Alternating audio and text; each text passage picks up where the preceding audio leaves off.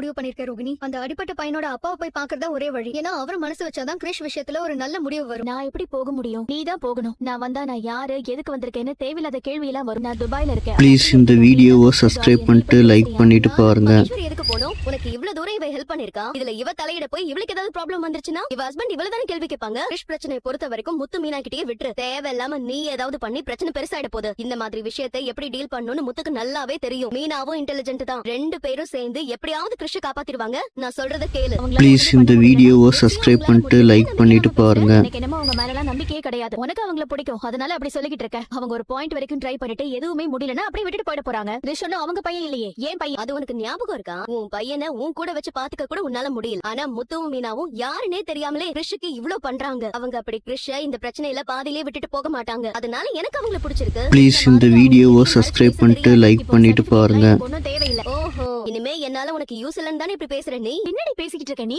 ரெண்டு பேரும் கொஞ்சம் நிறுத்துறீங்களா? எதுக்கு நீங்க ரெண்டு பேரும் சண்டை போட்டுட்டு இருக்கீங்க? அடுத்து என்ன பண்ணலாம்னு யோசிங்க. அதை விட்டுட்டு நமக்குள்ளேயே சண்டை போட்டுட்டு இருந்தா எப்படி? என் பையனுக்கு எதுவும் ஆயிடக்கூடாதுங்கிற கவலை எனக்கு தான் தெரியும். மத்தவங்களுக்கு என்ன தெரிய போகுது? இங்க பாரு ரோஹிணி, இப்போ நான் உன் நல்லதுக்காக தான் பேசிட்டு இருக்கேன். நீ நிறைய தப்பு பண்ணி மாட்டிக்குவோன்ற பயத்துல இருக்கிறதுனால நல்லது சொன்னா கூட உனக்கு தப்பா தான் தெரியுது. முத்துவும் ப்ளீஸ் இந்த வீடியோவை சப்ஸ்கிரைப் பண்ணிட்டு லைக் பண்ணிட்டு பாருங்க.